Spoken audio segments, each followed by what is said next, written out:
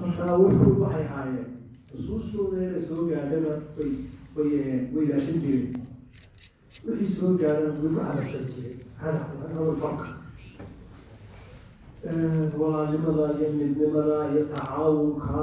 iyo in la isbixiyo oo laisku caloofiyobaado la isjeclaado inagii nusuustii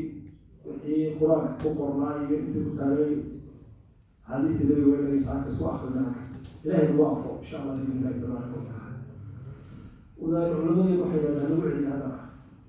iyadoo laakiin siyaroo kale ah waxaan ku celinaynaa iyo waan isleenahay qodobka qurbaha la joogo marka almuslim almuqtarib muslimka qurba jooga waa naazileyna u cusub muslimku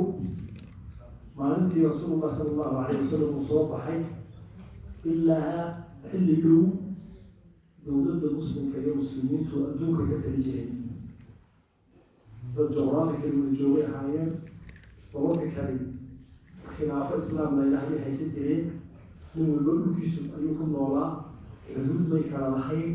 ninka tuunisiga hadduu soo dudo masar buu degi jiray hadduu dhaafo maroogashu dowlu degi jiray halkee tagtay iyo yaa tahay iyo meesha alaala hayga door iyo may aqoonin ummad saa u wada joogto oo kitaabkooda qur-aankula marjica u yahay sunnada nabiguna ay u tahay adduunkana laga hadmadaysto ayay ahaayeen way jabeen wixii ay ahaayeen bay waayeen asbaabta jabitaanku ama ha noqoto cadow dibad weymid waxbaa ka jira ama ha noqoto iyaga oo dayacay wixii lagu aaminay ee diin ahaa labadaas marka isku biirtay internal problem iyagoo lahaayeen iyo external force oo dibadda marka labadaas isku biireen araxday ka jaray araxdii laga jarayna way laga farxad keeni kara meesha joogo maxay laga kan lasta joogo saakarte waxa weeye waa calaamad ka markhaati ah maxay toolayeen dad maxay toola jaray kama hadlayo dowladda soomaaliya kama hadlayo waxaan ka hadlayaa wixii umma islaamiya maxay toola loola jeeday marka hadduu conceptkaas hadduu maskaxdeena uu si fiican ugu jiro oo saa u fahamsanahay inaynu dad ahayn diin leh oo caqiide leh oo shareeco leh oo midaysan oo xoog leh oo laga hayadaysto oo diin faafiya oo gurmada oo heeliya intaa hadday ummadda ahaan jirtay burburkiiba waa farxadka faraxa badan iyo halkan ay leedahay marka sidii loo jalaa loo dhutiyaa soo maahay hadda waynu jabnay maynu dhiman لأن حديث النبي يقول دي سنة إن جد هي سنة آمنين من ربنا إن الله يبعث لهذه الأمة على رأس كل 100 عام من يجدد لها دينها إن الله زوى لي الأرض أيضاها وجمعها وسيبلغ ملك أمتي ما زوي لي بذلك عز عزيز إلهي من سبحان الله فليل إلهي يردوك كل بقعة يسود لي زوى إلهي يردوك كل يسود ضوي إسلام كي دين تبويري ما كستوي قال النبي صلى الله عليه وسلم بقى نصوصا بشارة الله لا حد ولا حساب وقف رجل وكل وقف رجل ما أنت بلا رجال تقولي أضيق حتى قرف وهم وين يقولون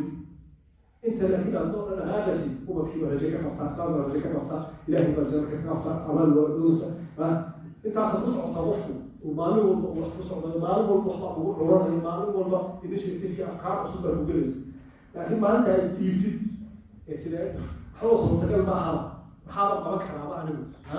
أنا كأصدق فوق انتين قرفتي سواها حصل مثلا رجال الإسلام كالدين تاني والملك وحاصل لا شك إلى الحد إلهي أن الله حسب ولكن هذا القرآن كتاب كإلهي آياتهم في تنزيل من حكيم الحديث هكذا لا دائما مغير شق لغته يا شكر يا شق سو كلمة ضوئي إلهي مكرر معجزة اليدي وكان ربع انت صوت بليون او كتاب قرآن اي مطبعه مطابعه طبعها مسلمين يمسك بليون وكتاب مصحف على طابعه ثم حتى وضعوا يا شباب بعض الوضع الله كورمه يا ونرى المصحف وطالب هينين وأقول لغاك هذا المصحف كاسوله يا بخاري هذا سكوجر يا سنن ابن ماجه كما كان كي عون المعبود في وذاك كتب حاجات أحاديث وحاجات كوجر هذا مركا أحاديث تاعي النصوص تاع قلوب بيدرس أو قلوب تينا قلوب تصل تقمية هم يهديله أي حتى الجنة يا قفل الله يا محا عليه قصار